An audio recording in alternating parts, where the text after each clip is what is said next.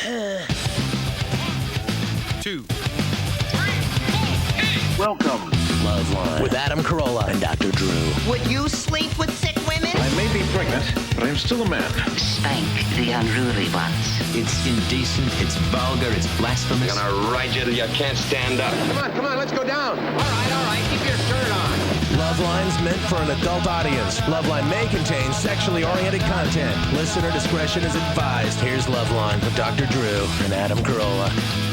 All right. Phone number 1-800-LOVE-191. Fax number 310-854-4455. I'm Adam Carolla. That is Dr. Drew. He is a board-certified physician and addiction medicine specialist. And tomorrow kicks off the beginning of National Condom Week.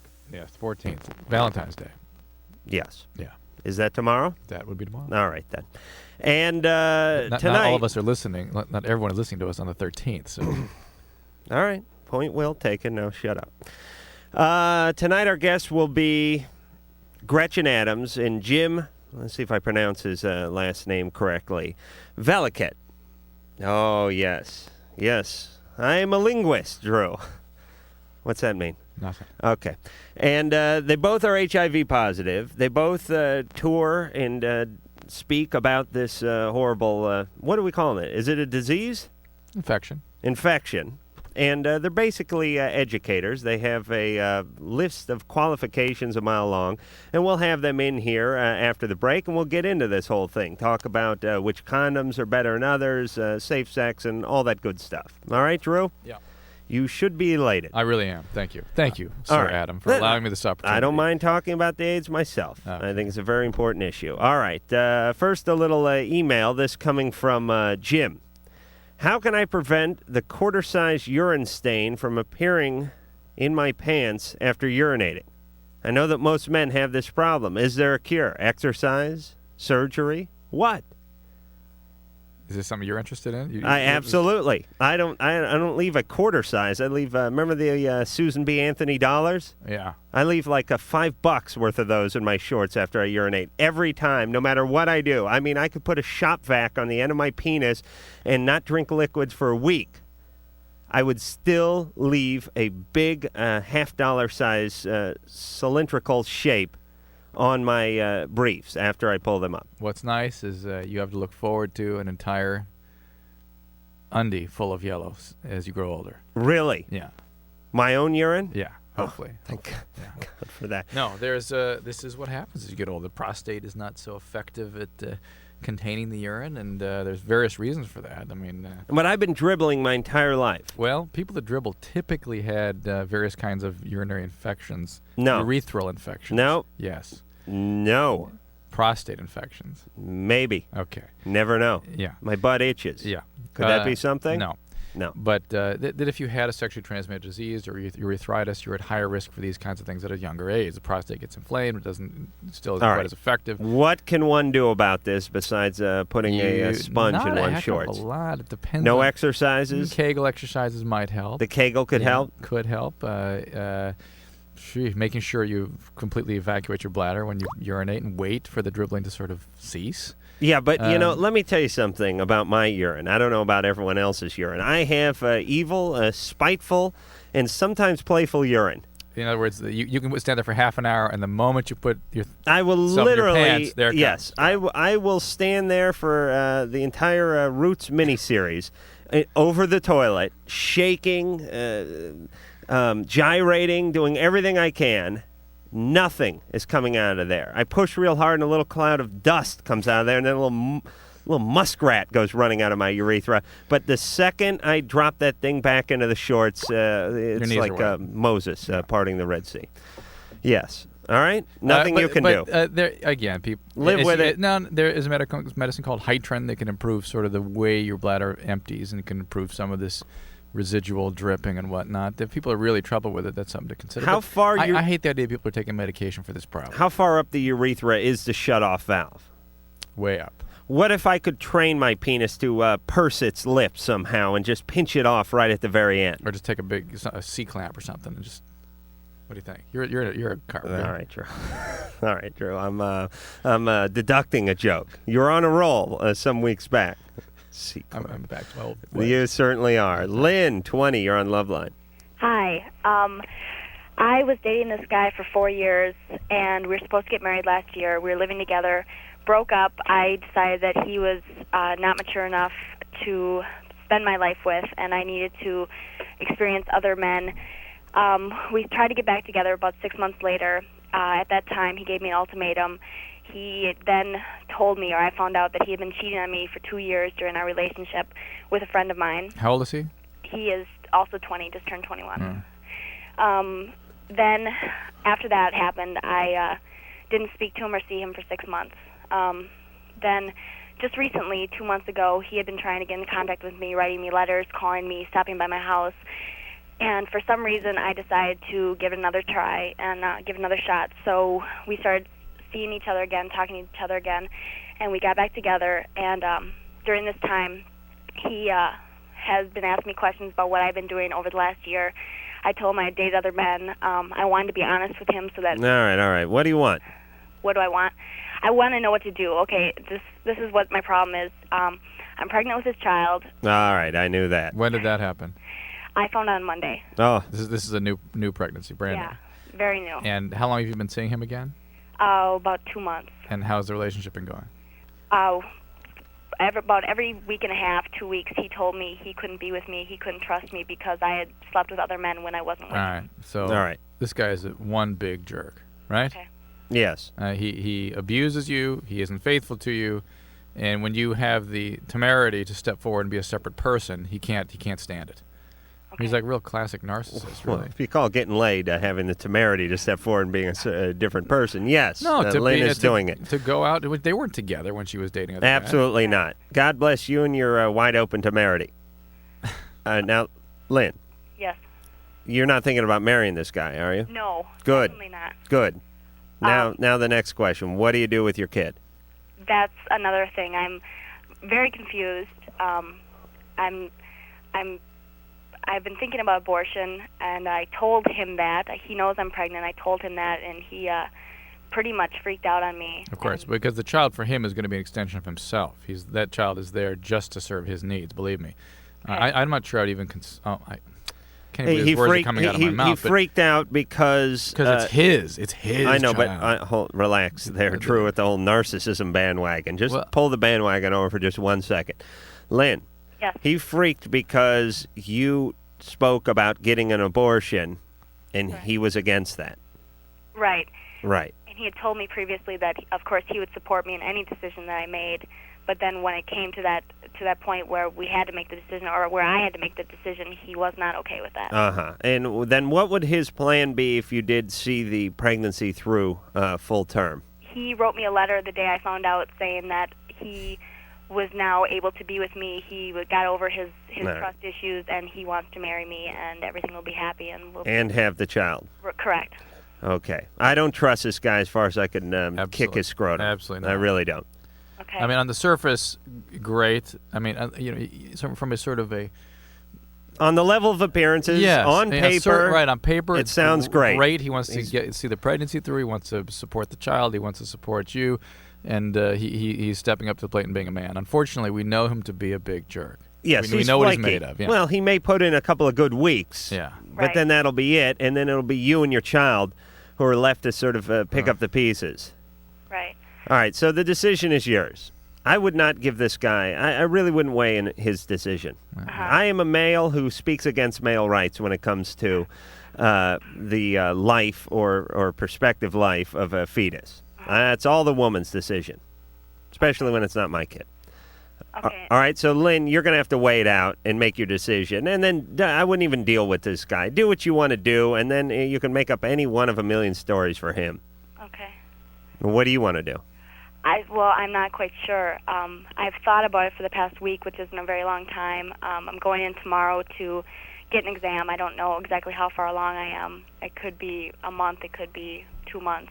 I'm not sure. And I really, at this point, could go either way. I mean, I don't know if that sounds... All right, I would cast my vote for the abortion, but that's just me. Adoption, not bad either.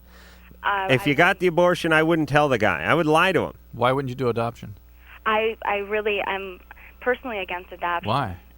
Because there are way too many children out there that do not have homes, and I don't want to add to that problem. Well, wait a minute. Adopted children are in huge demand right now. Tremendous right, but demand. there are also many children out there who have yet to be adopted. Not at infancy. It's extremely rare. Okay, this child. Is Right, but maybe interracial. if they didn't have the infants, they'd adopt the older ones, Drew. Aha. Thank you. This child is interracial also, or would be, Yes. and I don't know. I guess that kind of adds to.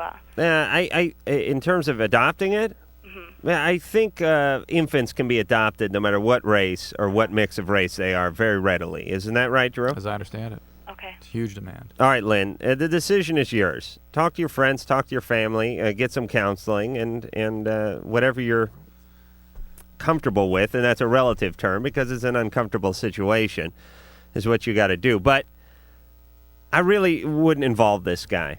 I really wouldn't. And I swear to you, if I did get the abortion, I wouldn't tell him. I'd say I was misdiagnosed. I was not pregnant.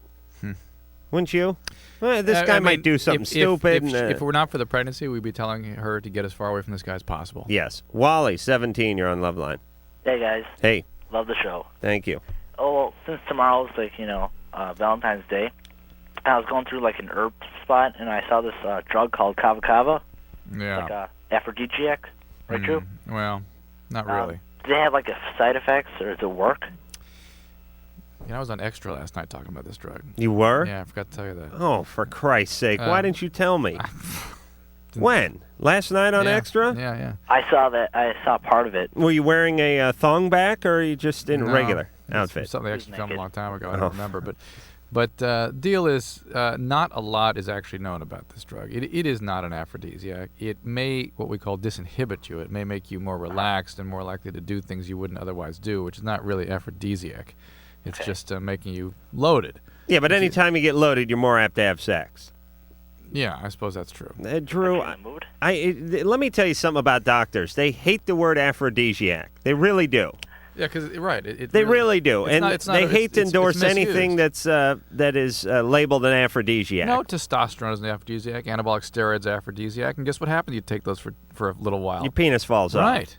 And it There's hides no in your free own lunch. ass. If you No, listen, but I'm telling you, booze is an aphrodisiac. Listen, I have the numbers to back me up. Half the people we have calling up got laid because they got loaded. So I should lick her up. Right. Well, anyway, kava kava probably has effects similar to GHB. It also has some opioid properties like All right, but codeine. let me tell you heroin. something. Wally is living in this world. I was there when I was 17. Maybe if I had some sort of special X-ray goggles, I could look at girls naked. Oh, if I only had some potion, I could feed them. Some sort of oral pleasure potion I could give to them or rub on one of my parts I could get. But forget it, Wally. Oh, come on. Let me tell you what the greatest aphrodisiac in the world is. What? You having a good job. Do you understand? A lot of money. Forget about the kava kava. Work on the worka. All right? Yeah, got one more question. Yeah. What? How come you guys aren't talking about Boobville anymore? You're right, Wally. I'm glad you brought that up. Let me be honest about Boobville. I spout out a lot of stuff during the course of a show, and Boobville was just another one of my spout outs. But I'll tell you, and I don't want to get emotional here, man, but you kids, you picked this thing up and you ran with it. I had no idea the void. Do you understand how hungry the public is for Boobville? To me, it was a joke. It was another atomism. But you guys just picked this thing up and you made it. And now there's Boobville websites and Boobville everything. It's going all over the place. So I'll tell you, I'm going to get back, and I'm coming back in a strong way with Boobville. It's a surprise now. I don't want to let on to anybody what's going on because I'm not sure. But as soon as I find out, Boobville will make a return. All right, Wally? All right. All right, get a job.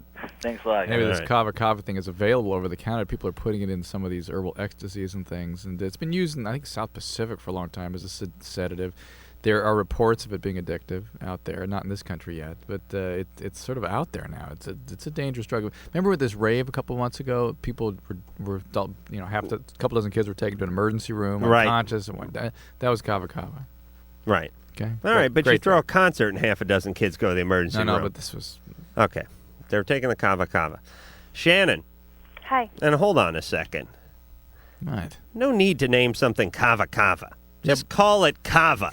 If there's nothing else called kava, then it's kava. It's like this Boutros Ghali.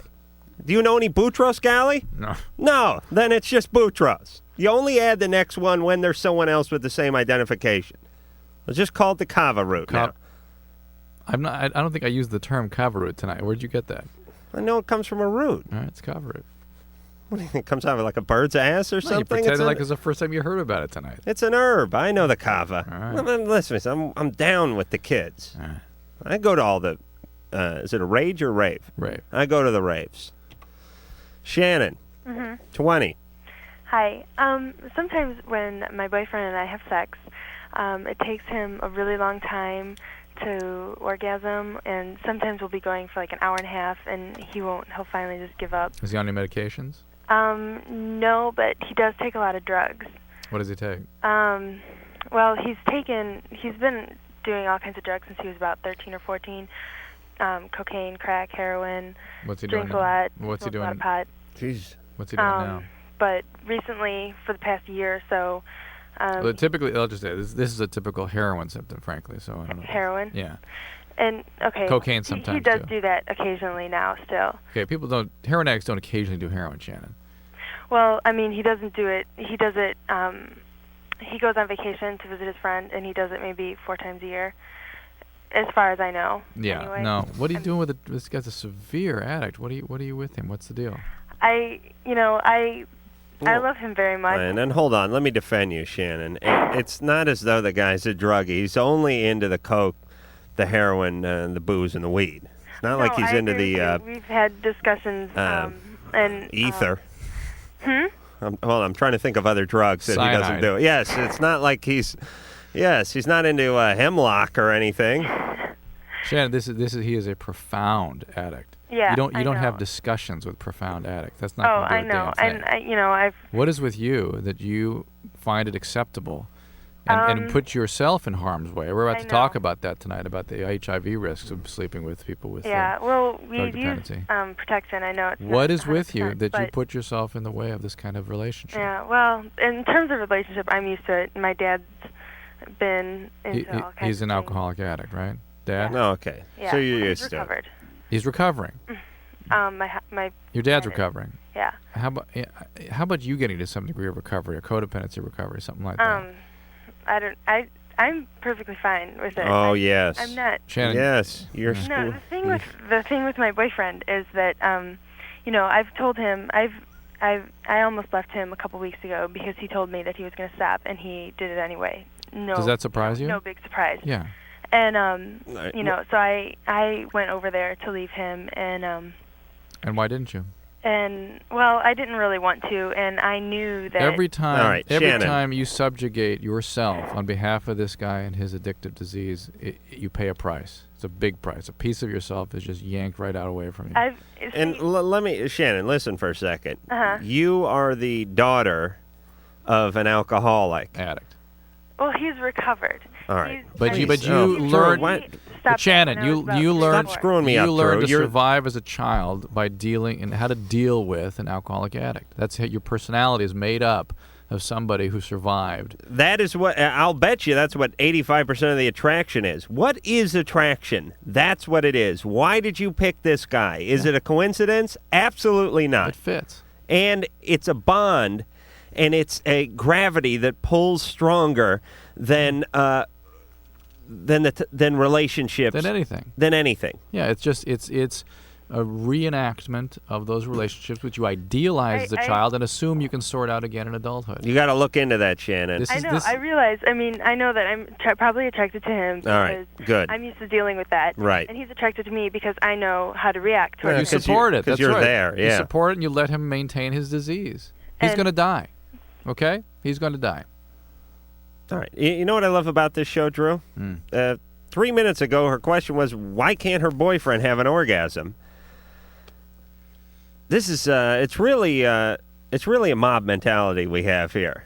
It's really great. Some girl calls up innocently asking about her boyfriend's sexual dysfunction. Yeah. Drew goes right for the drugular.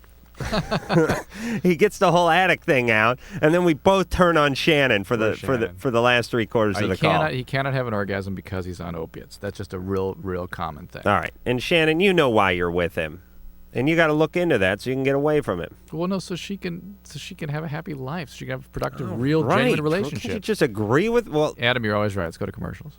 We want to get away from him. Shouldn't she get away from him? Yeah, but if she gets away in her present condition, she'll find another one. All right, but I said you have to look into that stuff so you can get away. Tonight, aren't you? What's the deal? Drew, what is the deal? What is the deal? You're on your tell you what period the or something. effing deal is. You with your, listen, it's 6 of one and a half dozen of the other with I you. think we got to be precise about things. All right, but I was saying that she needs to get herself some help so that she can get herself the mental clarity to get away from this guy. All right. All right? Yeah. All right. Not really. All right. Okay, please. And Drew, you are interviewing the guests. Not that I have anything against the guests. Really? But you're a doctor. Okay. It is National Condom Week starting tomorrow. Gretchen and Jim are going to come in here. Jealous. That's the deal. I'm jealous. Are you kidding? All right. All right. Here's LoveLine before deworming. Here's LoveLine after getting fixed. Here's LoveLine chewing out its stitches. Here's LoveLine dragging its butt across the carpet. Bad LoveLine. Bad LoveLine. LoveLine has been bad, and we'll be right back.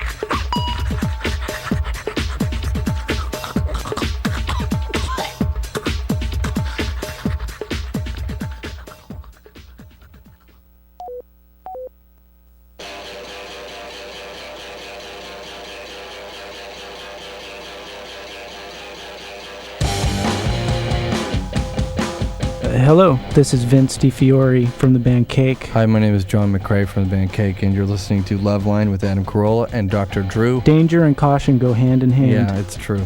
Yes. I love those Cake guys. They're good guys. Very nice guys. All right, Gretchen Adams, Jim Veliket are both here from, I don't know where you're from, but you're here to talk about National Condom Week, which starts tomorrow, right? Right. That's correct. And you're both HIV positive. That's correct. All right, well, let's talk about that first. How did you contract the HIV? Me? Gretchen, yeah. I more than likely got it through unprotected sex. Really young. Actually, I was 20 when I tested positive. I'm 30 now, so about 10 years ago. And I was an IV drug user. So you were. Mm-hmm. Now, why would you assume that you got it through the unprotected sex? Well, it's and either not the or. IV? It could have been either or. Isn't it? It's hard to pinpoint it. Isn't it a higher likelihood that you got it through the needle? Right, but my ex-husband at the time tested HIV positive, so we were having unprotected sex. So, okay. You know. And so it's been 9 years. 10 years. Oh, 10 years. 10 years. I was trying to make you 28 or 29. All right, and Jim, how did you contract HIV? I actually got it from unprotected sex on October 3rd of 1990. And I always think the date's important because everybody thinks, oh, gee, you know, people who get it, they sleep around their sluts. And it's like, you know what? I can tell you the day, the date, the time. And it was... was it somebody you were involved with emotionally? Yeah, which is really important, I think, as well, is the fact I was dating somebody for a couple of months. And I thought that, we were being safe. I knew everything about HIV at the time. And it just so happened that about 16 days later, I had a really strong seroconversion, meaning... You got like a mono syndrome. Yeah. Oh, it's either people get sick, Adam, when they first get the virus sometimes. They get like fever and sore throat. Is that what usually brings them in? No. Most people let it go. It's just, I just had the flu. I just had the flu. It's just That's like flu-like symptoms. What... besides, let's say, having unprotected or, the condom breaking or something like that, I mean, what brings most people in to get tested, those who find out they're positive? Is it that they had an unsafe activity, or is it that they had a condition or a symptom? Information. It's generally they run into someone like Gretchen or I. Mm-hmm. We spell it out for them. They hear like my story, they hear Gretchen's story, and they go, geez, I've done something like that since 1980. And we have to say, hey, if you've done something like this since 1980, you've come in contact with blood, semen, vaginal secretions, breast milk, or pre-cum, boom, You're at risk. Get You're a at test. risk. How often would you say the average person should just go in and get themselves tested? And I know it varies because if you've been married for 35 years, like Drew over here, it might be academic. Well, but it's I been mean, 35 years. It's phenomenal. Well, let's just say you're let's say you're single and Still you're fresh. heterosexual. How often should one get in? If you're dating someone or seeing several people, we recommend every 6 months or 6 months after a risk. You know what I mean? If you're not using protected sex, go in every 6 months. If you're having multiple partners and you don't know if they have HIV or not, go in every 6 months. But that's kind of like a Russian roulette if you think about it. Right. Right. So the whole thing is if you're using condoms, you possibly might not need to test. You see what I'm saying? By protecting yourself. Right. If you have a risk, you have to wait 6 months for the antibodies to produce, and then you go get a test. And is that written in stone, or is that just Drew and I have talked about this before? It seems to be everyone's opinion that 6 months is the proper amount of time to wait. But every time I ask somebody, is there conclusive evidence that 6 months is the time, they all just kind of waffle a little and go, well, it seems about right. Okay, how about 99.90% of all people infected with HIV have converted by 6 months. will show up within 6 months. They will show antibodies. Yeah, Adam, what you usually say is, well, I hear about these people that convert after 14 years and all that stuff. Well, yeah, those rare cases are out there maybe. I never said They're that. But exceedingly rare, extraordinarily rare. I think there's been only actually 2 cases, because I work in the field, of someone that it took up to a year. 2 cases. And let me ask this then.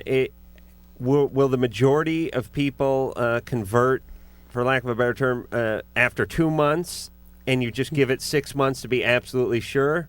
75% of the people, I would say, to 85% will seroconvert at 3 months. That is the normal range, 3 months. There's that other percentage that it could take up to 6 months. Though, so we just what give about the that viral buffer. specific tests that are coming out? Anything available in Los Angeles here? The qPCR? Yeah. Viral load? Absolutely. No, not the viral load so much as but the screening tests that are viral particles and whatnot. Right, that's called a viral load test, qPCR. Come on, Drew. Viral load we're using to monitor therapy. It's not a screening test yet. They're using it for screening. Are they? Also, Okay. right. If someone suspects that they might have become infected, they go in, they look for viral particles in the bloodstream and stuff. They don't like to do that a whole lot. All right, hold on. Drew, this makes no sense to anybody. All right. Let me ask another question. What about these home AIDS tests?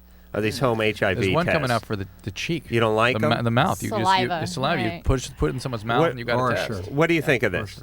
Personally, me, Yeah. because I do HIV testing. That's why I'm asking you, baby. You know what?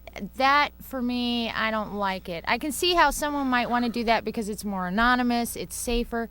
But then you have someone sitting at home, right, that maybe tests positive and is all alone and has no one to talk to, no kind of counseling, no referrals, it just seems a little dangerous But to me. what about the argument that it would get more people out there and make it more accessible, hence more people would test themselves? Maybe it would. It also is pretty expensive. I'm not a big advocate of it. So I'm not. I think that the people that may do it, will be a small amount more than someone who goes to an And I anonymous guess test it's site. too new to have any data on that. Right, All right. Well, let's we'll be getting into this throughout the evening, and let's take a call. Jason, 24. You're on LoveLine with Gretchen and Jim.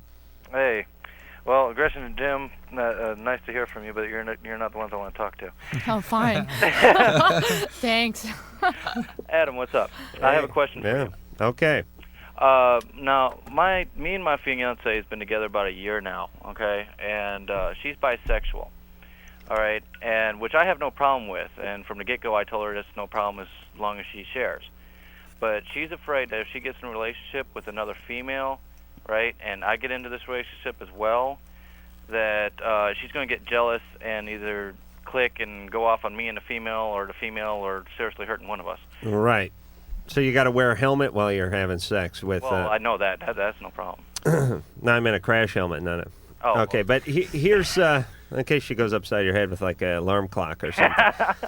Here's what goes on. Even and I really You hate saying I'm this. 90. I really do hate saying I this, can but tell. I'm 99% sure of what I say here. Okay. Which is a real high percentage for me because it's usually a little below 50. Yeah.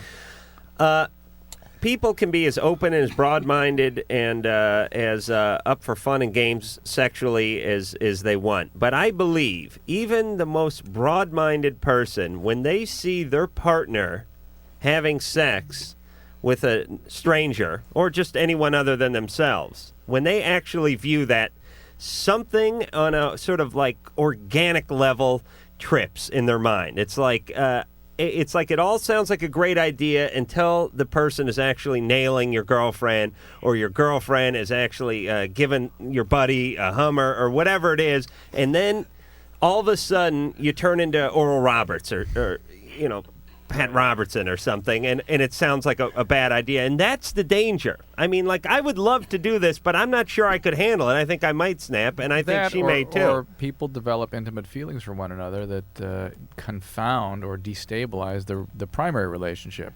Like, let's say your fiancé develops real close feelings for one of her girlfriends and decides she'd rather be with her.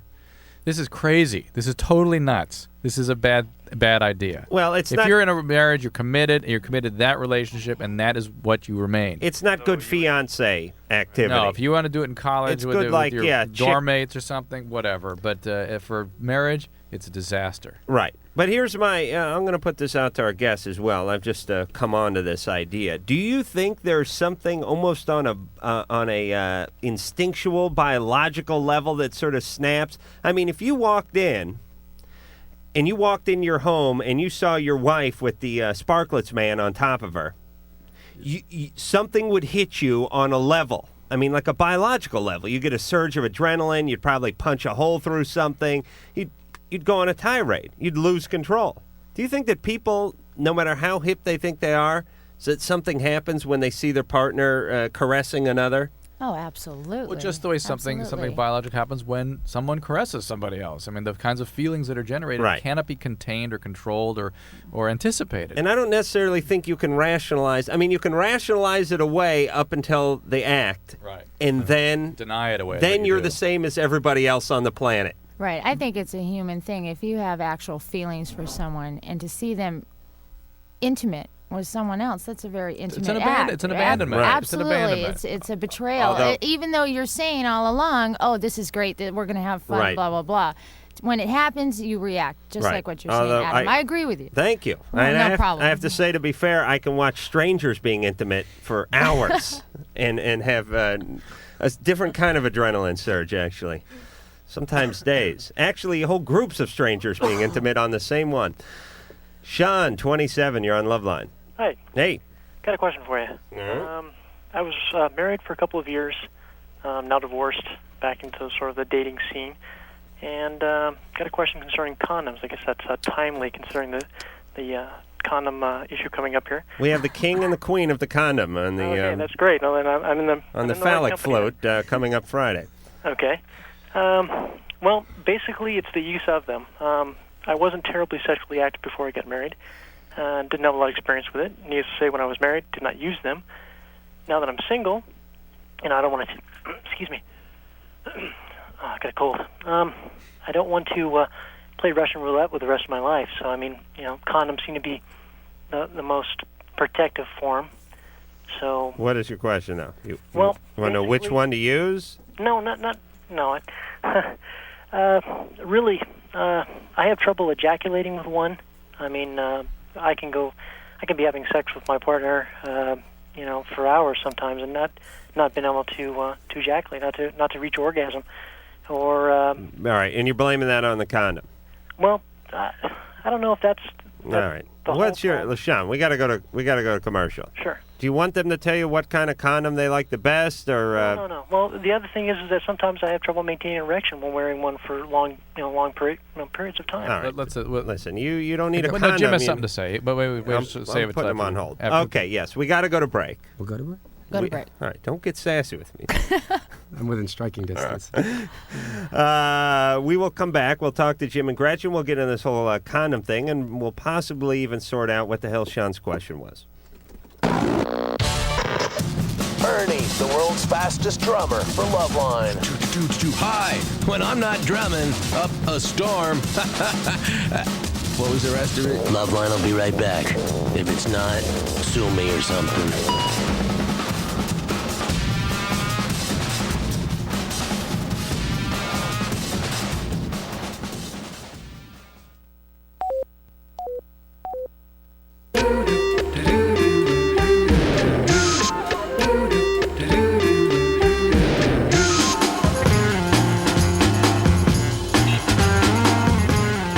LoveLine. Phone number 1-800-LOVE-191. Fax number 310-854-4455. I'm Adam Carolla. That is Dr. Drew.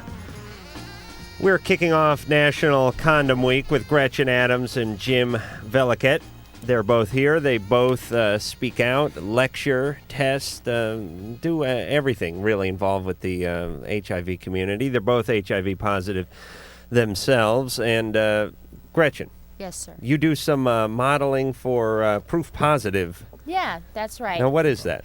It's a modeling agency down in Costa Mesa that has the Morgan Agency. They have a subdivision of models that are HIV positive. Jim also works for them. And basically, if a pharmaceutical company needs a model for educational ads, billboards, whatnot, if they need someone with HIV, they call on us. Do they?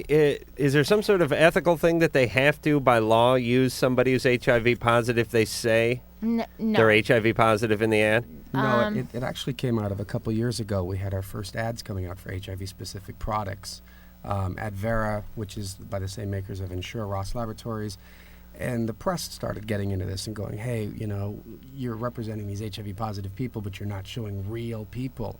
And I got a big break out of that. I was the Marinol man for a year, which is marijuana in a pill form, based purely on the fact they had two guys out of New York, looked like the All-American guy, and then this big thing blew up in the papers. They pulled the ads just before they were supposed to run. I don't like to brag, Jim, but I was a zigzag man from 87 to 92, sure, so you know, we could talk, you I know. can see that. You were the Marinol man? Yeah. How is the Marinol? I've never smoked. No, it comes in a pill? It comes in a pill. They call What them, if you smoke the pill? Well, you don't smoke it. You call it a pearl of pleasure because they're a translucent pill. And my friends in the know say you bite it in half. Oh, really? It gives you a better high. And do you have a high the same as smoking marijuana? It's a good, even, steady 4-hour high. And the problem with it is, this is the argument against marijuana. They want to do this marijuana for medicinal purposes. You smoke a joint, you're going to get the marijuana munchies. You take Marinol, out of that 4-hour high, there's going to be like 10 minutes in there when you're really going to have the munchies, and you sort of have to be ready for it. And the whole idea of marijuana medicinally through Marinol is to help people eat who have HIV-induced wasting, which means, you know, your loss of appetite and they're losing weight. So it's like a pot brownie without the calories. Yeah, but it's also $3,600 a month. Oh, really? It's not a cheap No, drug. so I'll go down to the park and get the brownies from that guy. It's cheaper. $3,600 a month? That's if you're taking it just 3 times a day? Or? That's if you're taking it according to what they call a standard prescription. It's not a cheap drug. Now, and I'm guessing, and just cool your jets over there, Drew, for a second, but I'm guessing it's $3,600 a month because the man has gotten his stinky thumb all over this one. I mean that the research and that the testing, because of the legislation and the powers that be, has become so difficult and so tedious in this country that it has driven the price through the roof. Is it that, Adam, or is it your, for lack of a better way of putting it, your pump theory? That if the pump really worked, it would be thousands of dollars. And the people maybe just really want this drug. You don't think it works? What? No, please, Drew. I'm speaking of riddles again. Yes, I know. The pump here... Oh, for Christ's sake, I don't know where to begin.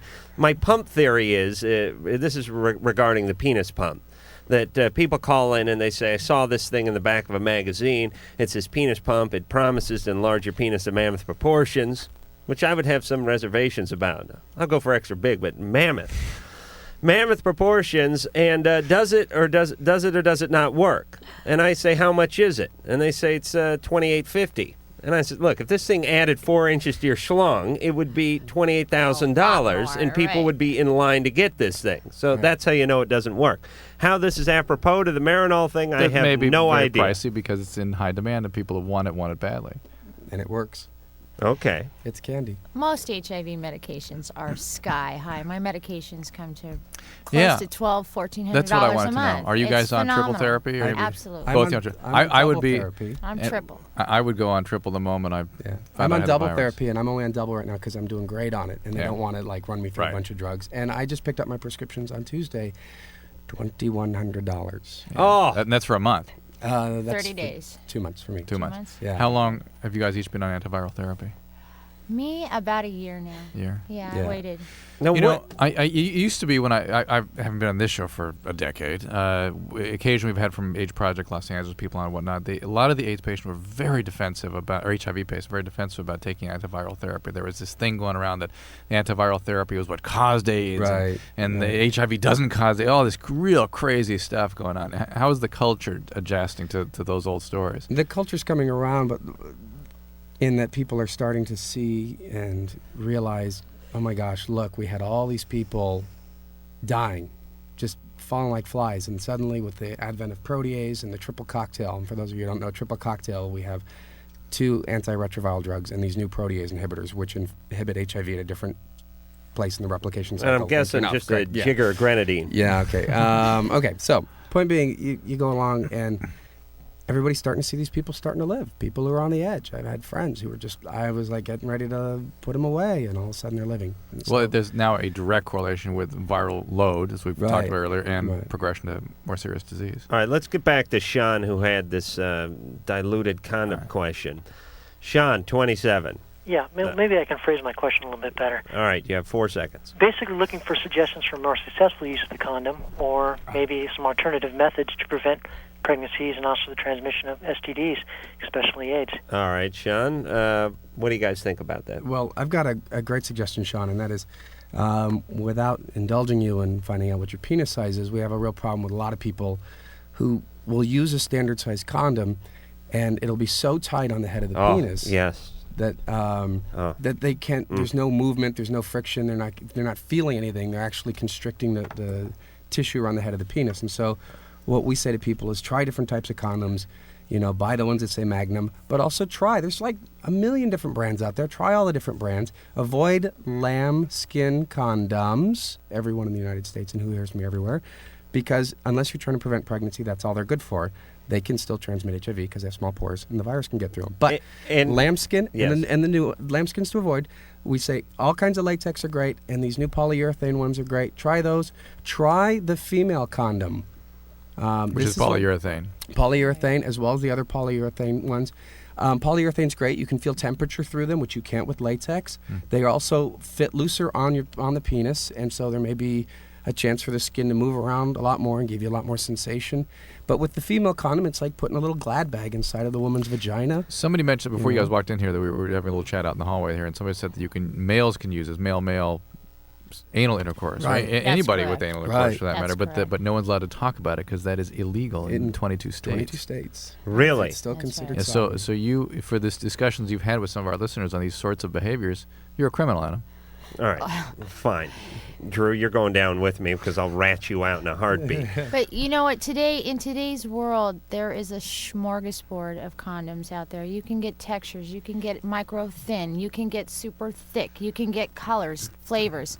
Sean, I recommend you go out and shop around. It's like buying a pair of shoes. You got to try different ones, find what fits you comfortably, and then try using lubricants with it. Added lubricants, water-based lubricant on the inside. On the inside. It increases sensitivity on the head of the penis. If you put it on the inside, water-based lubricant, and then on the outside but just on the tip, because you're afraid they'll slip off. Right, just like we say a dime size on the head of the amount. penis. Yeah. So it basically puts extra lubricant right on the head of the penis, which is the most sensitive part. All right, let me get back to the female condom. Okay. What keeps that thing in place? Does anything keep it in place? It's like a diaphragm, like 2 hoops. One thing goes inside and opens up. You squeeze it and you put it in, and then it opens up inside. And then there's a hoop that is on the outside of the vagina, and you make it in the target, like that. And in the hoop, I mean, because there's no brimming action, is there? I mean, there's no rim on the vagina, at least that I've seen. I've only seen a handful of them. You know, it's flat. And so it doesn't fall in.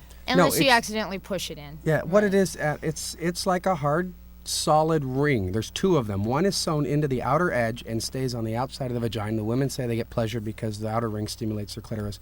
And there's a ring on the inside which can be taken out. You can actually pull on it. I'm doing a hand motion here. Pull on it and it won't break apart. They're very durable. And you put that inner ring in the bag, insert it into the vagina, clicks up against like the cervix. Doesn't make a clicking sound, thank you. And you know, she's got a ring sitting on the outside of her vagina, and all the guy does, aims his penis, goes for it, has a great time. There's temperature there. It's a different feeling. It's a different sensation. You can use lubricants with that, use too? water-based Absolutely. lubes, yeah. And Absolutely. let me Lubricants help a lot. I just want to Yeah. throw that out there. When you're using safe sex, it's like peanut butter and jelly. You know what I mean? The two go together. The lubricants add to the sensation so much, and if it feels good, we're going to want to do it.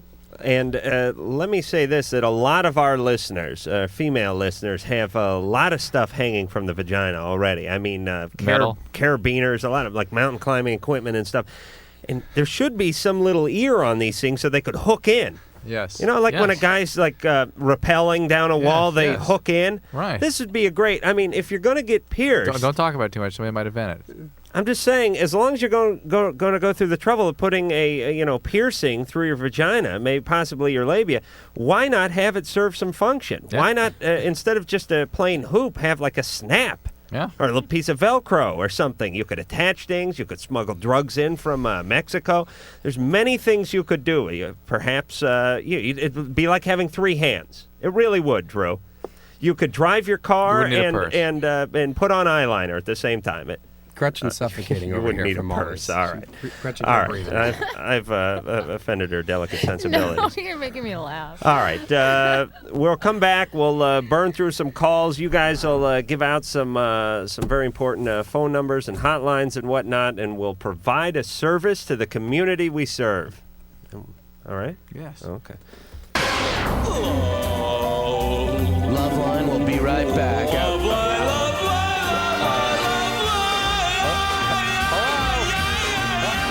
LoveLine will be right back after we kill the singer. Oh, no, go ahead. Sorry.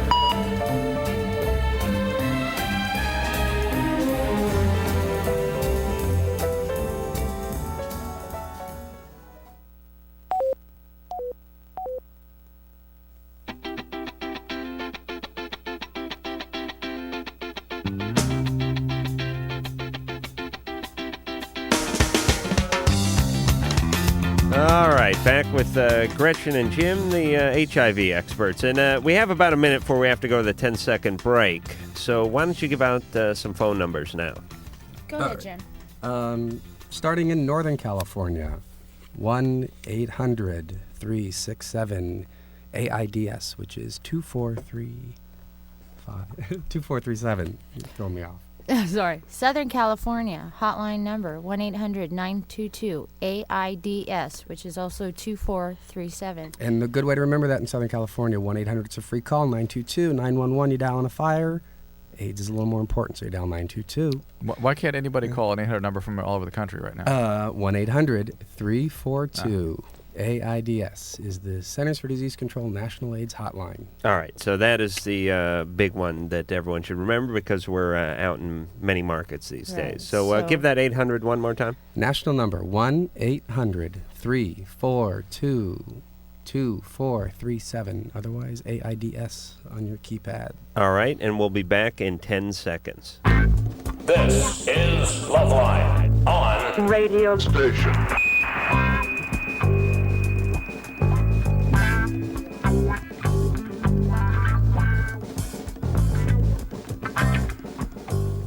All right, tomorrow is National Condom Week. How long has National Condom Week been going on? Not since like the turn of the century or anything, I has think it was 22 years. 20 years? Yeah, 20 some odd years. It Really? was invented to slow down the prevent STDs, your By a regular bunch of students at curable, Cal Berkeley. right? Your Right? treatable STDs. And now we're using it as a campaign for people to protect themselves from HIV also. And how do they celebrate this throughout the week? By wearing condoms. People go out, buy condoms, use them, try them. There's no experiment. Edward James almost does not kick off some sort of, he doesn't cut some big condom, or there's no groundbreaking ceremony over at the condom factory or anything. There's Big no condoms blown up in the sky. Nothing like that. I'm with you on that. No, there Well, you should really- be. you need that'd a- be you- terrible. You need a parade or something. But you know, Adam and Drew, we did something special. We did bring you these extra large T-shirts that say in big red letters, "Official Condom Tester" on them with a A gentleman wearing a hard hat. It does look like Adam, though. He is holding a huge whale of a condom right in front of him. Yes, he's actually wearing like a welder's mask and bib. This is great. This is reminiscent of those old sort of World War II logos when they're trying to get people to get out into industry and build tanks and whatnot. Doesn't it kind of look like that, Drew? Yes. There you go. Those European things. So you guys need Thank to you very wear much. that. You need to wear it all week to help promote. Well, okay. Adam. Let's Come be on all right. Let's be realistic here. Okay.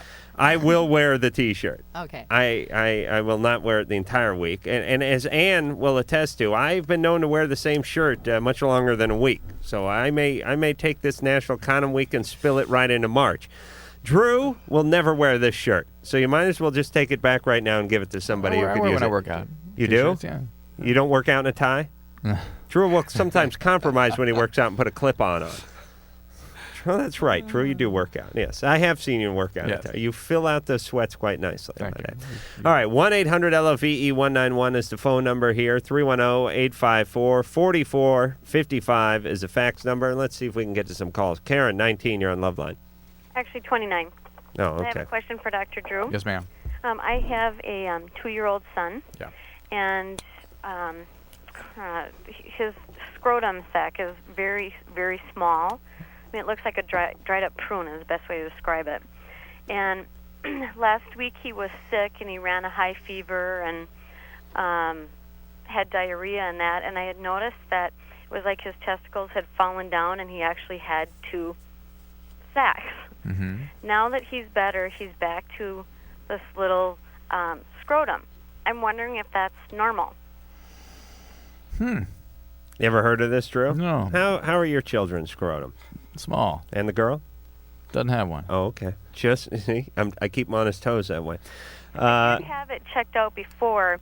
I mean, when I have a 5-year-old daughter as well, and it seemed like when all my friends were having kids, we all had girls, and now we're all having boys. And my other friends, when I had changed their boys' diapers, I mean, it was just like, oh my, what a difference between them and my son. And one of my girlfriends. You didn't actually weigh the scrotum, did you, Karen? No. No, okay. Because we have laws against that. Yeah, I mean, I'm not a pediatrician, but it does not sound like anything extraordinarily abnormal. I mean, when he's febrile, has a fever, it dilates. I mean, the body's trying to give off heat. Things expand, and they're the testicles are outside the body, so they don't get too hot. I mean, that's why they're there, and so that's the place for them to go when we have a fever. The scrotum is really a chameleon too. I mean, it is the mood ring of body parts. It's ever changing. I wake up some mornings, I look down, I go, whose scrotum is that? And it wasn't the scrotum I went to bed with. Whose is it? I don't know. Shut up, Drew. The point is this. The scrotum, I mean, I've had my scrotum, it seemed like at times that the skin was 3 or 4 inches thick on it, like when I got out of, a good day swimming around in the ocean, and I've had scrotum days where it was as thin as a condom. I think Karen's probably going to end up being nothing, but you ought to just discuss with your pediatrician just to be sure. Should you bring him in? I don't what do you think about taking pictures? I had him checked before just because he was so small, and one of my friend's son did have one of the testicles. Non-descended.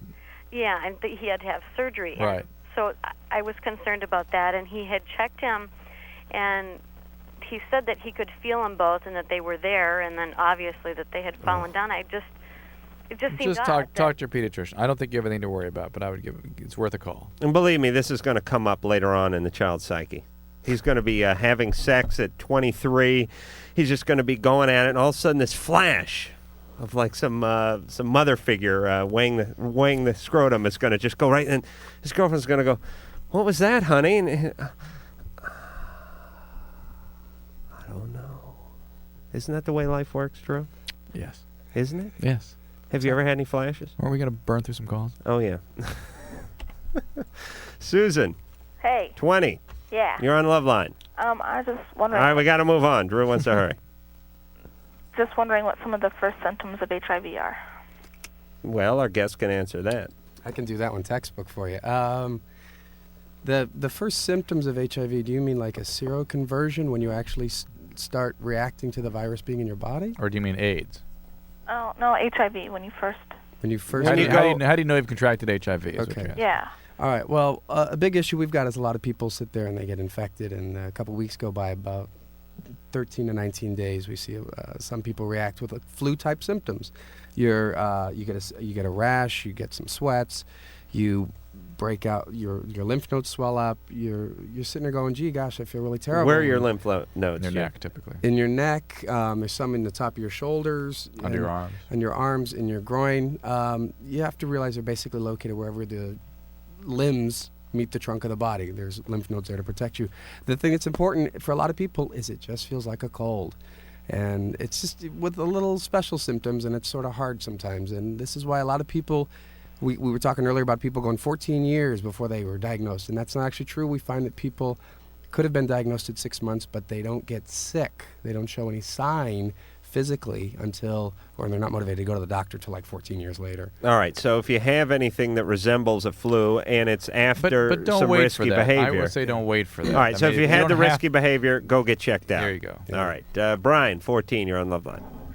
Yeah, my question was, are condoms really 100% effective?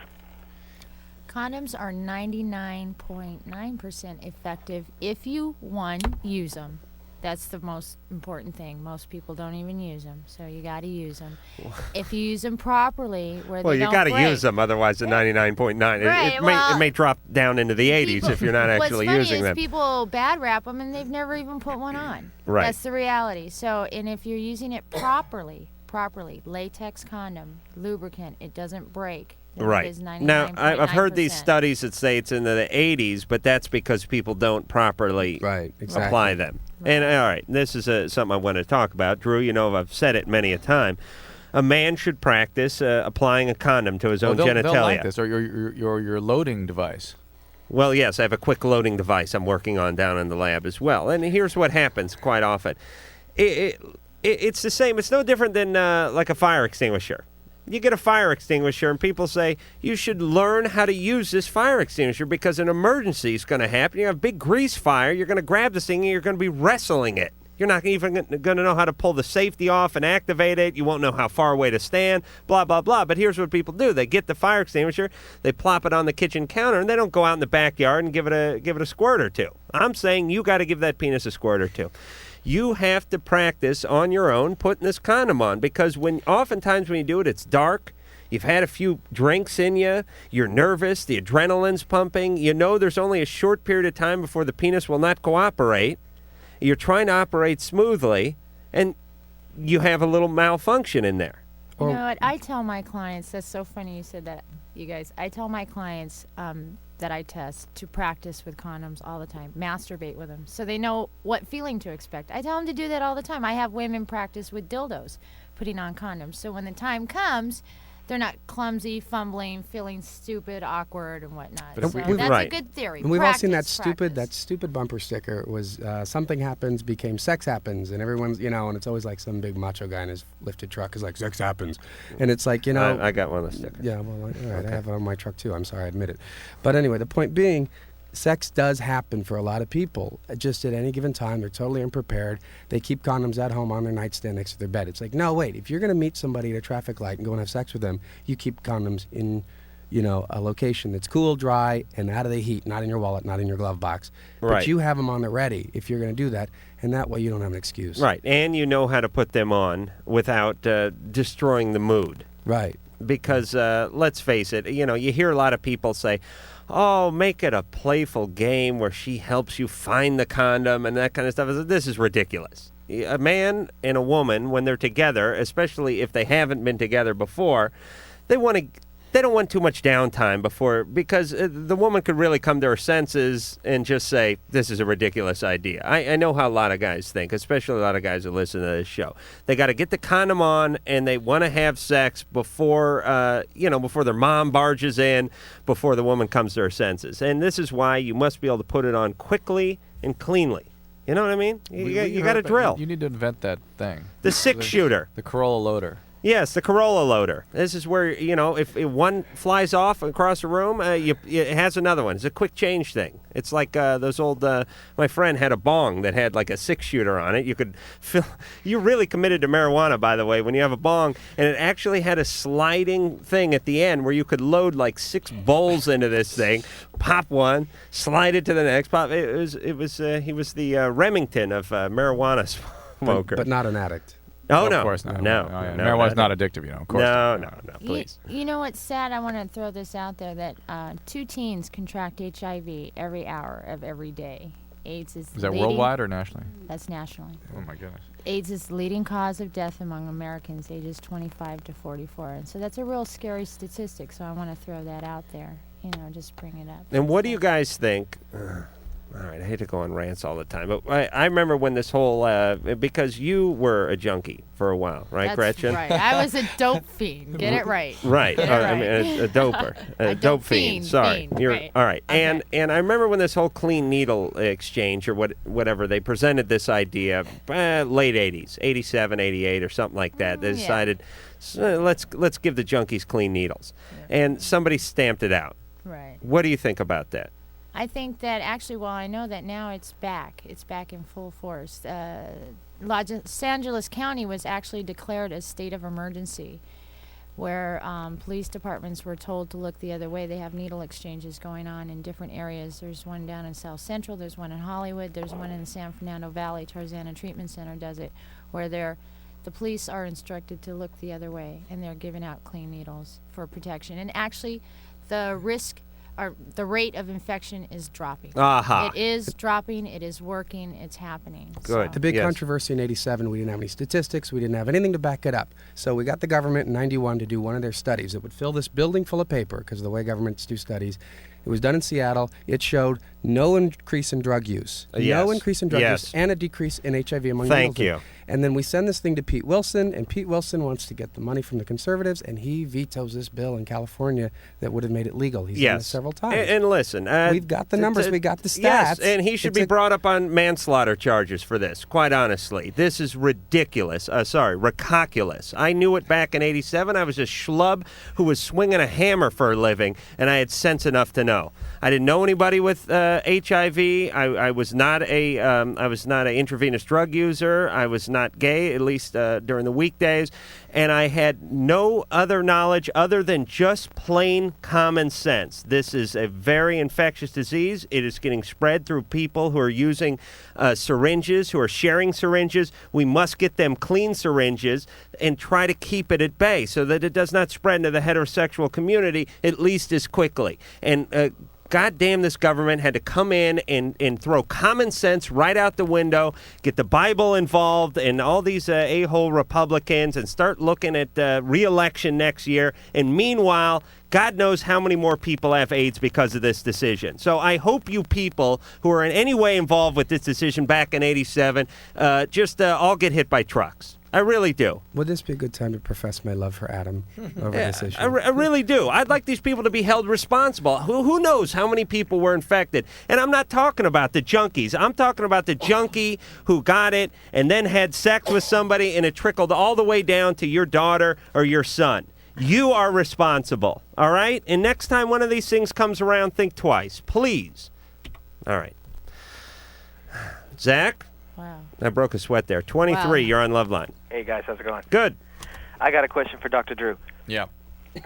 My wife is she's got a bacterial infection in the nether region, as it were.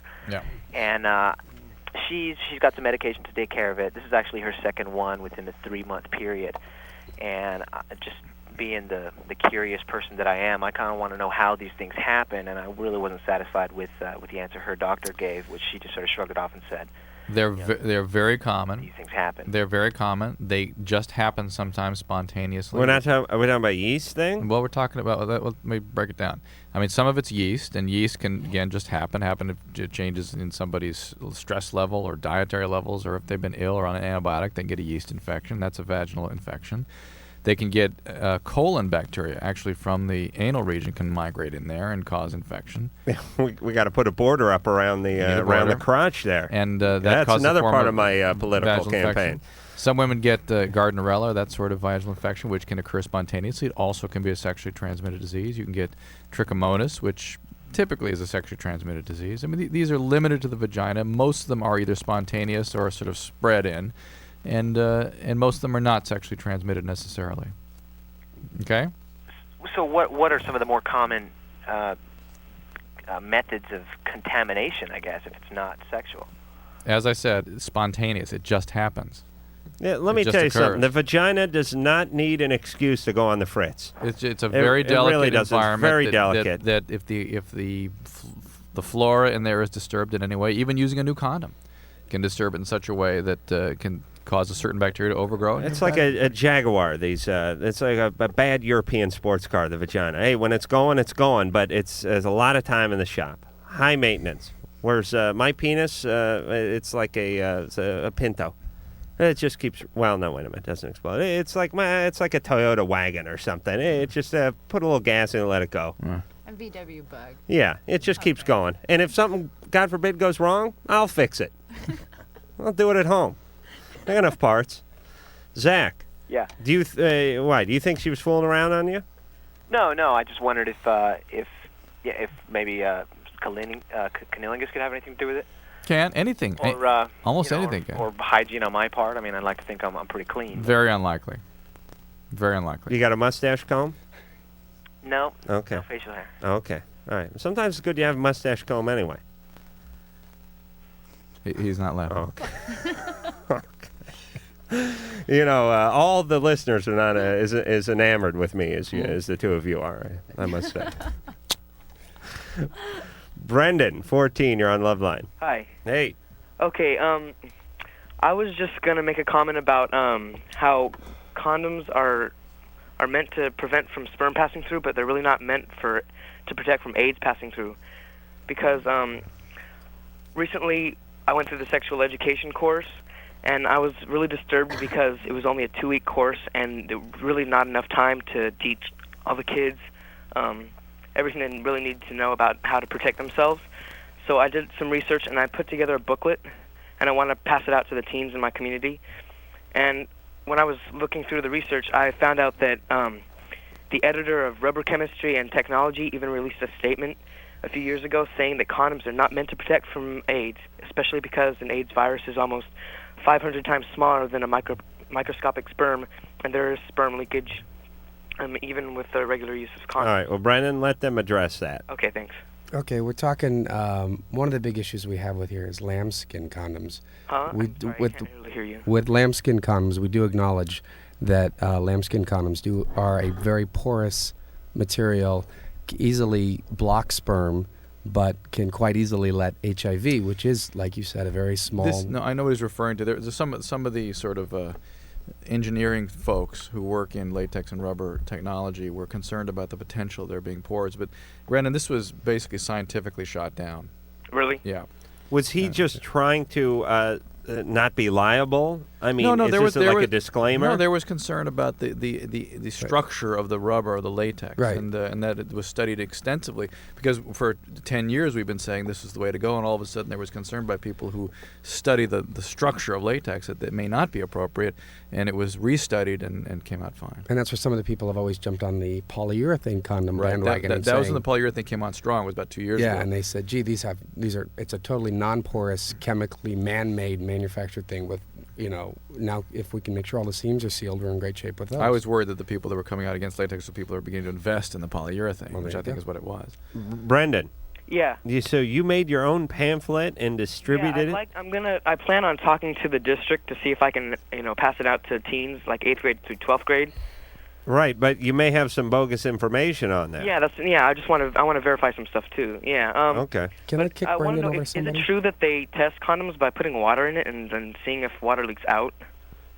Well, what they do, Brendan, is actually to get FDA approved, the condom has to blow up to 60 times its size, which if you could ever see this experiment done, you'd sit there and go, wow, for these guys who say condoms don't fit, these things are like a foot in diameter and about 4 feet long.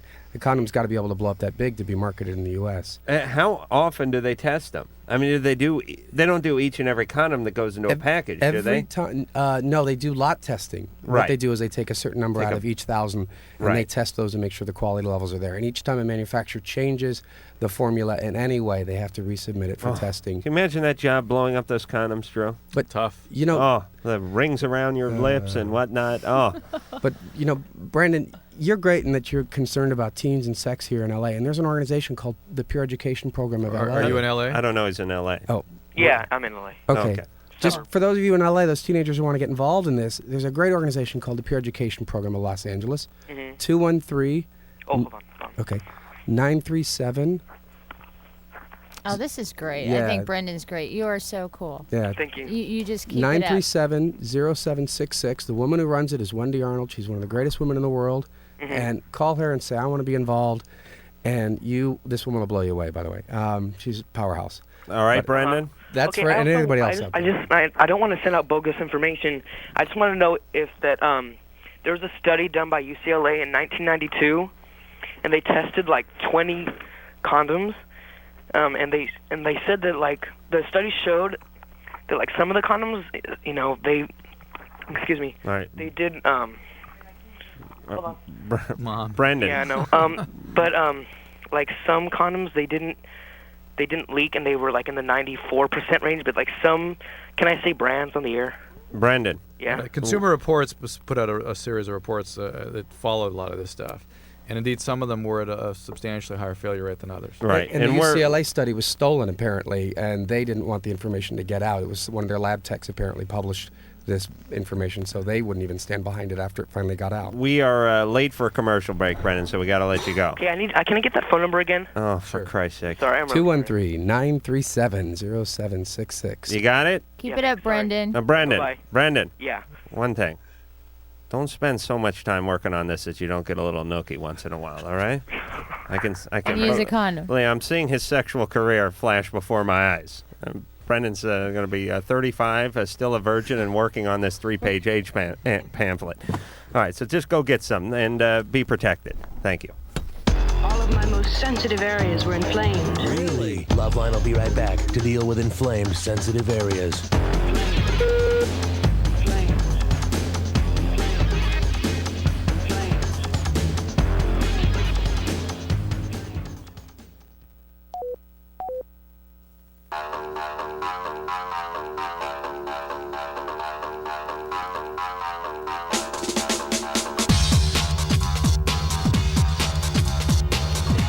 LoveLine, phone number 1-800-LOVE-191, fax number 310-854-4455. Sitting here with Gretchen Adams and Jim Veliket. These two have HIV. They're here to talk about National Condom Week and HIV and AIDS in general. And if you have any questions regarding that topic, we certainly will entertain them tonight.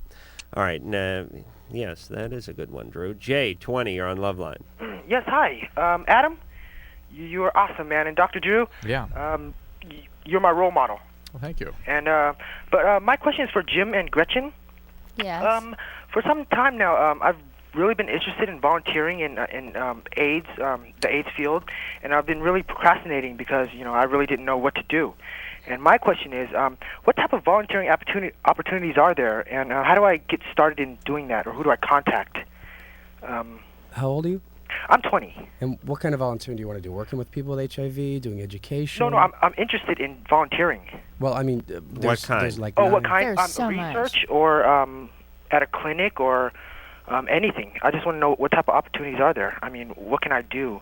Okay. So I can search into it and maybe. How about Project Angel Food? Project Angel Food's awesome. And that's one number I don't have memorized. Project Angel Food, numbers in Hollywood. Well, a lot of these be in the the directory. Yeah. Where are you calling from, Jay? Riverside. Oh, okay. Riverside. Okay. They have Project Devil's Food out there where the kids sit home and bake. But out there, call the AIDS Project that's out there. Just call them up and say, what's your general volunteer thing? I mean, I'll speak from experience. There's a program here that's got. I do have the number. I hate to butt in, but through the magic of technology and the pointy fingers of Ann, I have the phone number. I'm guessing that is 213-844-4455. 845-1800. How about other? There's pretty much. Hold on, Drew. 845-1800. Oh, this is in the Riverside area? No, listen, it's 213. Oh, okay. You may have to drive. Let me explain volunteering. Sometimes you have to leave the house. Yeah. That's all right. I've wondered, do most cities have AIDS project like support centers? Not in most cities, but most areas. Like we've got up near Lancaster. There's. I mean, we're talking to people tonight all over the country. Okay. Right. And so they could just call AIDS project in their vicinity. If you live in Minneapolis, if you live in Atlanta, if you live in Washington They D.C. could call the national hotline number And they will to have get referrals? for places. And there's so many volunteer opportunities, from hospice care to pet care to, cleaning houses to working in a clinic to stuffing condom bags The to pets whatever. don't have HIV, do they? No, but for people who have pets that have HIV that maybe can't feed their dog or walk the their dog, or But another good thing, and this comes into the disease in our country. I was just kidding, by the way. Started in the gay community, and so subsequently most of our organizations are affiliated in some way with a gay community. Person doesn't need to be gay, but they could call their local gay and lesbian center and say, how could I get involved? Volunteering. Most communities have a gay and lesbian center. They're almost all over the United States. There's going to be something near the local large city that they're closest to, and just call them and say, give me a referral to who's. Oh, really? So I just call them, and they'll know what to do, and they're used to dealing with people that are sort of throwing themselves on the mercy. Yeah, and saying, what can I do? I want to be involved. I mean, that's what Gretchen and I do. That's fine. They're not going to laugh at you. They're not going to yell at you. They will welcome you with open arms. Okay, Jay? Okay. Thank you. All right. Well, there's a good lad there, Jay. I was a Catholic big brother, George. Yes. 32. Yes, I enjoy your program when I get a chance to listen. I have a question for Dr. Drew. Are you familiar with the skin disorder, or should I say skin disease, that's called lichen planus? I'm familiar with it. You was talking about Accutane a few weeks back. Yeah. That they use on acne patients. Right. Well, that's what they gave me for the skin disorder. Do you have it in your mouth too? I did at the time. Yeah. You can probably guess everywhere. Yeah. And after about 3.5 months of 60 milligrams a day. Prednisone or Accutane? Accutane. Yeah. Had prednisone, Puva. Yeah. Then they was talking about injections of cortisone. They must have biopsied these lesions, yes? Yes. Okay. Now, my problem is I have, since taking the Accutane, I have very brittle nails. Sure. They have dimples in them. Sure. They have lines in them like you'd cut with a knife or a razor blade. Sure. Are they sure that's the Accutane and not the skin disorder? Nobody can give me an answer. Mm. And when was the last time you were biopsied? About a year and a half ago. What does this skin disorder look like? It's usually sort of what they call violations or purple patches or plaques. Yeah, if you take I guess you could say if you take a ringworm and you closed it in. It's a purple. Change the color a little bit. And the classic finding is lace-like pattern on the inner cheek. Right. And if you pull your cheek back, you feel a little lace-like white thing there. Well. And it itches oftentimes. Oh yes. And the nail problem you're describing is typical of psoriasis. And it makes me wonder if your diagnosis is correct, but certainly many other disorders can do the same thing. I don't be surprised that you get nail changes when you have skin disease. That just goes hand in hand. Okay, I wasn't sure if it was the Accutane. But on the other hand, don't be surprised when you have nail changes when you're on medication. So I'm not sure anybody could tell you for sure. Why your nails? I mean, why are they so affected by your skin diseases or this medication for your skin diseases? Well, the nails and hair are affected by any medication. It's a rapidly turning over cells, cells that are dividing are affected by whatever's in your system. Uh-huh. And so it can show up in terms of the ridges or the dimpling or the spooning or the pitting, as he describes. Your hair can fall out, your hair can band, your hair can do all kinds of things too. Is there a way to improve the nail quality?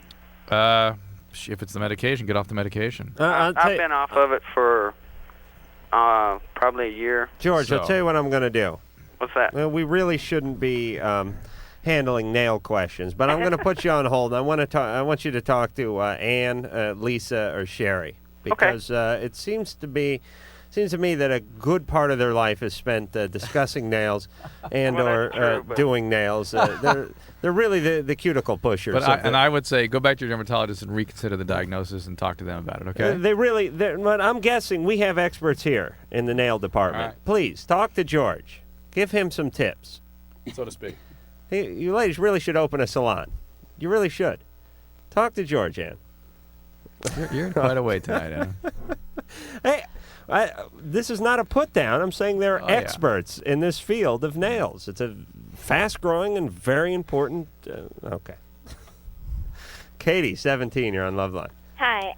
I was calling. I'm bisexual. Been bisexual for, like 2 years, and now I've been working at this place for about a year, and I started having a friendship with someone there that's like 23, and now I'm totally like infatuated with her, but she's like very straight, and I don't know if I, should even go about telling her, or if I was to tell her, how should I go about doing it? I mean, like for Valentine's, I gave her this little secret pal card and stuff like that, and so I don't know what else I can do, or if I should do anything. What do you get with the secret pal card? I gave her like a Valentine that that said secret pal, so that way she didn't know who it was from. Does she know it's you though? No, she didn't. Okay, and you say she's very straight. Yeah. All right, that's it. I mean, straight is straight. It's like women who go after gay men. You're not going to change who they are. Yes. They remain unavailable to you. Straight is as straight does, as my mother or used to tell me.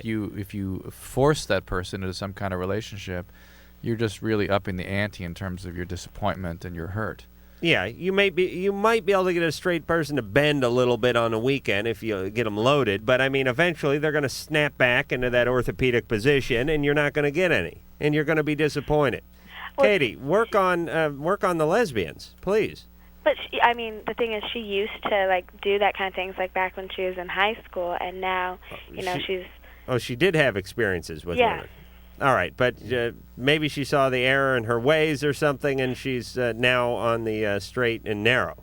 So pardon I the pun. Even say anything. Yeah, I mean, if you said she was very straight, and that seems like a waste of time to me. If she's not very straight, then make your find someone who's got a little kink in them and work on them. Although, if she did a little experimenting in the past, perhaps she'd be up for a little experimentation now. But Katie looks like she wants a relationship and ultimately would be disappointed. Jarrett. Adam, how's it going out there? Hey, Jarrett. Yeah, no, right. That's Who is this? Who? Is Jarrett. Time tonight? Jarrett, yeah.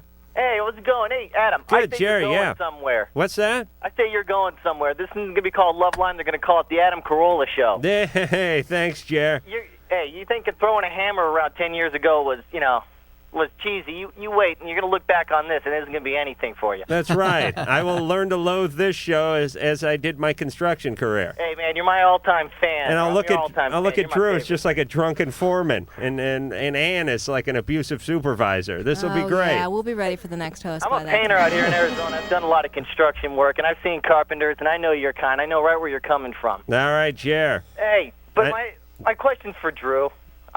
Drew, when I have an erection, not while I'm having intercourse, but it seems like semen or sperm comes out of my penis continuously. Like like I'll soil myself. You guys are talking about that dollar size. It's called orgasm, Jer. No, Jim, you've been talking about the pre-com issue, right? Which is something people don't address often. All right, listen, we have to, Jarrett. Yes, it's normal. Jared, the penis is fine. We have to go to break. Yes, sir. But don't worry, we'll put you on hold. We'll come back and we'll get into this Pre-com. Pre-com. Pre-com. Right. Lubricating. Pre-ejaculate, pre-seminal fluid. But pre-seminal fluid. Could it be called pre-semen? Yes. Well, it's the same thing. Yes. Seminal fluid, semen. Okay. It's a normal occurrence. All right. In all men. Yes, it's the. Some more than others. It is. Can I get another comment in for the guys when we come back? Yes. Thanks. All right, Jared. Stay put. Stay away from the pre-semen, and we'll be back.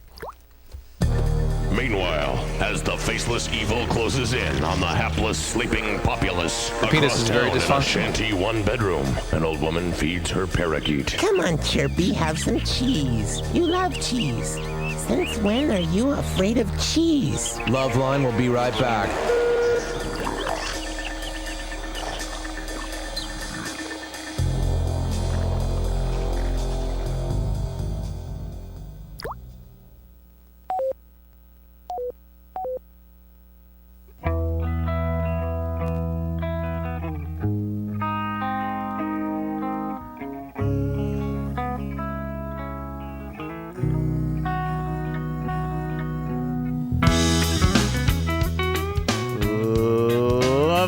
Loveline. I'm Adam Carolla. That is Dr. Drew. Gretchen and Jim are here with us tonight. And tomorrow, kiddies, is National Condom Week. So celebrate that in your own unique and intimate way.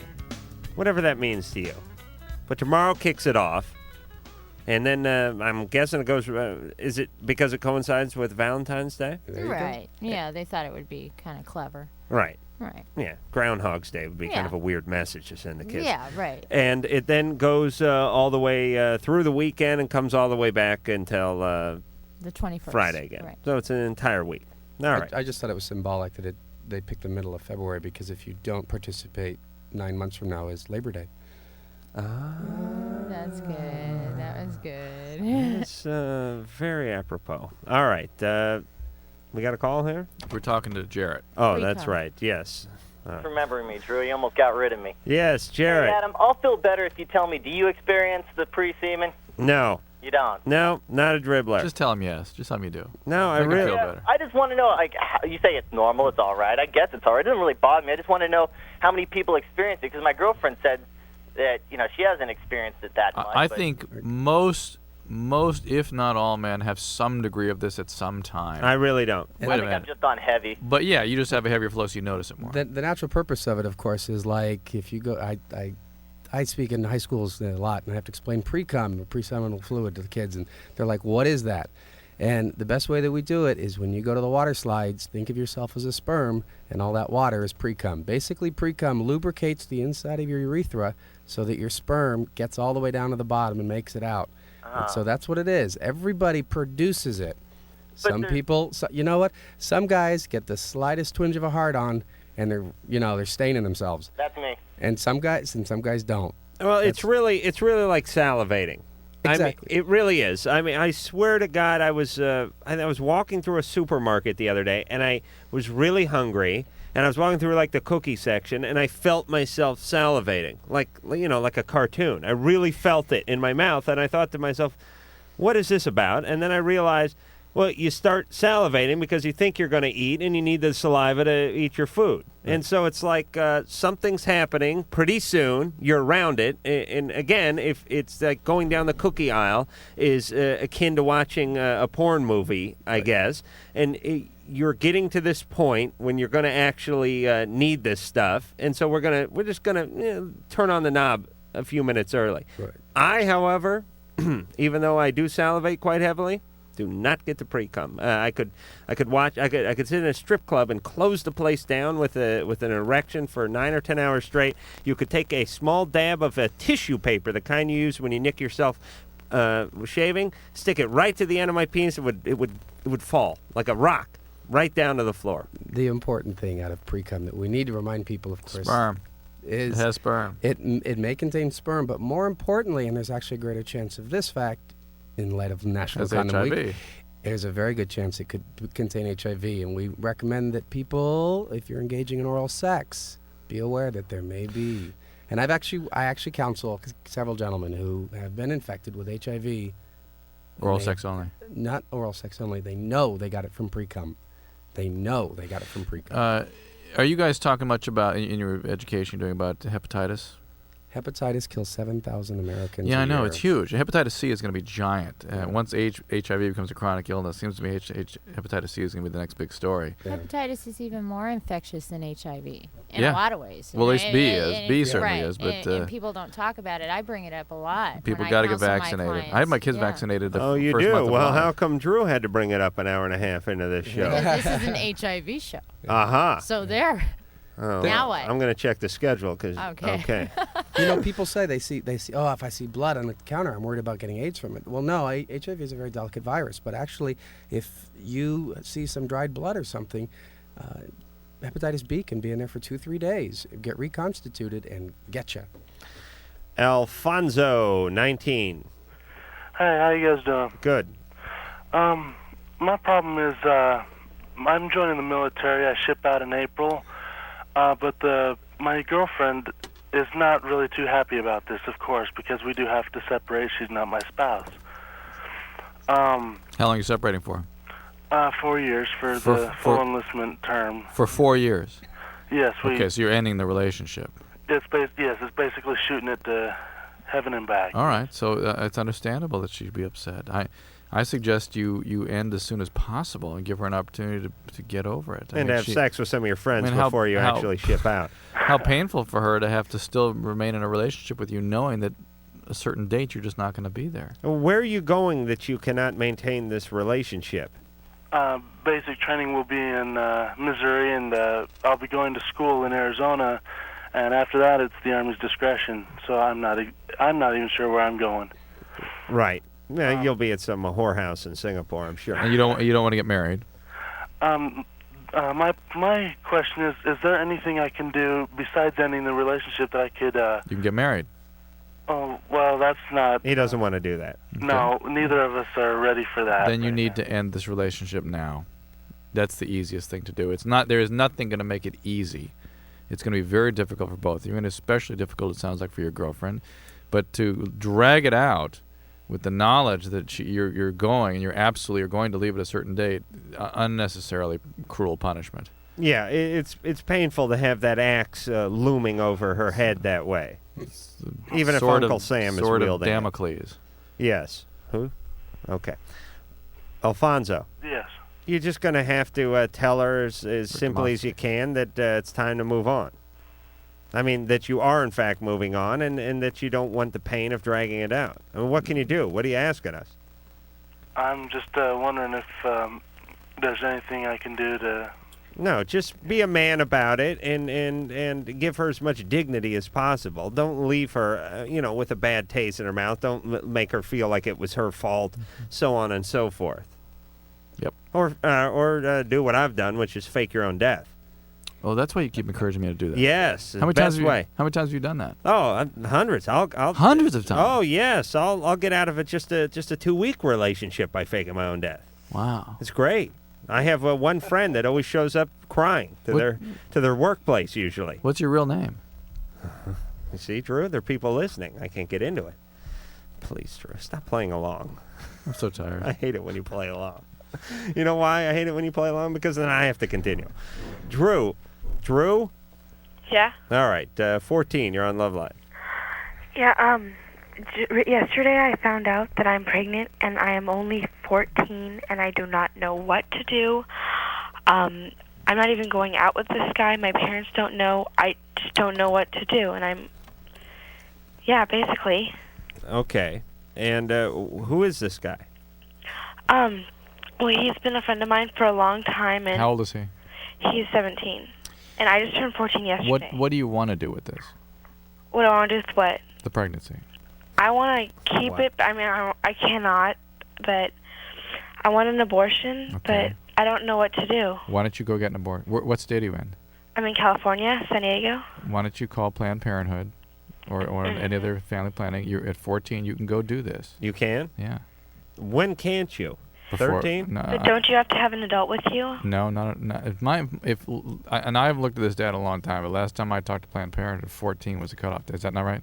No, I'm agreeing with you. 14. At 14, you can go in and have everything done confidentially. Yeah, and my best friend's mom just had a miscarriage, and I told her about this because she's really cool. She doesn't really care. She was supportive of me, but my mom's gonna kill me if she finds out. Well, did you hear what Drew just told you? Yeah. You can go by yourself. What did he just tell you? To go to Planned Parenthood. And what would happen? I could get an abortion. Without them telling anybody. All right. Okay. Okay, thank you. I think the real problem here, though, is you're scared to do anything without the help of your family. Yeah, and should I tell him or before I get it? I think you need as much support as you can possibly get, and if you can possibly bring yourself to tell your family, I suspect they will rally behind you, and it would help you a great deal to deal with this, whatever it is you decide to do. I am basically anti-abortion myself, but I don't want to. You have that available these days, and certainly this is a talking to me right now, though. This guy. Yeah. We'll write this guy off. But listen, Drew. Here's the situation. You'll take care of this. You'll get over this, and you will be fine. I guarantee it. But here's what I want to do. I just want to make sure that this doesn't happen again. You know what I mean? Make sure you know the guy. Make sure he's into a relationship. With you. Use a condom. Okay. Always use latex condoms. What? Is that what that's I was concept? giving you the cue card. Yes, use any condom. Yes, use a muleskin condom at this point, Drew. But use protection. This I guarantee this will happen again if you don't, and you will rebound, and you'll take care of it, and you'll be a stronger person down the road. All right, Drew? Okay, thank you. All right, good luck. Adam, there's a great statistic that just came out today, just on the news tonight, that in the United States, 14% of our teenagers get pregnant. That's number one in the world of developed nations. Yeah. The next nation is Britain at 7%, half of what we've got. Really? We're number one by a mile. I read somewhere that something like 30% of the babies born in this country are born to teenagers. I heard that just the other Think day. about that. Just the other day. What that means, 1 out of 3 children in this country are going to be messed up because you cannot be raised by teenagers and be adequately raised. And this, to me, should be the number one issue of this country because you talk about crime, you talk about unemployment, you talk about pollution. They're all manifested from this particular problem. Yeah. Too many people having too many other people, and they can't take care of them. And it's just such a burden on the country. I mean, it's such a burden on every system that we have in place. I mean, we have a system that's meant to help a certain number of people, and it is a small number of people, unfortunately. I mean, the welfare system, the health care system, the prison system, and all the drug addicts and all the rehab things, and HIV and everything, what you guys are doing. I mean, we have these systems in place. God bless these systems, but they're all bare bones operations. They're meant to handle they're not meant to handle half the society. They're meant to handle a very small portion. And the more of these people that we churn out, the more we filter into these systems, and the stronger the higher the burden on these systems. I say this is the number one issue. Everyone wear a condom. I'm going to eat one right now, and we'll be back. The voices are trying to throw me off while I'm trying to concentrate on this. Okay, you're safe. Thank you. LoveLine will be right back.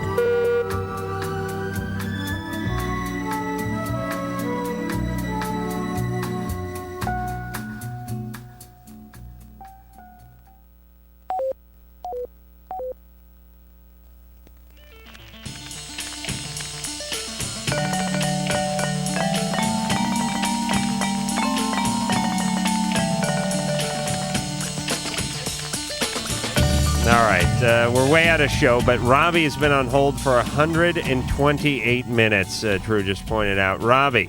Hi. Oh, we love you. Thank you. We have no time for you. But listen, Drew will talk to you off the air. Okay. And he will deal with your rash between your thighs. All right. All right? Okay. All right? Okay. God bless you. 128 minutes. That is dedication. Gretchen, Jim, thank you very, very much for coming out and educating us and our listeners tonight. Thanks for letting us be here. Thank you very much. Again, National Condom Week begins right now, actually. Kick it off by spreading condom awareness wherever you can. Whip one out. And I want to thank the beautiful Lisa, the beautiful Sherry, the Angular One producer Ann for producing the show tonight, and the One Nut Wonder engineer Mike. And until next time, this is Adam Carolla for Dr. Drew saying mahalo. This has been LoveLine. The opinions expressed herein are not necessarily limo service for LoveLine guests provided by Fox Limousine. And it certainly wasn't for me. LoveLine producer Ann Wilkins. This broadcast was copyright 1997 Westwood One Entertainment. This music is MXPX on Tooth and Nail Records. Sit, Ubu. Ubu, stop dragging your butt across the carpet.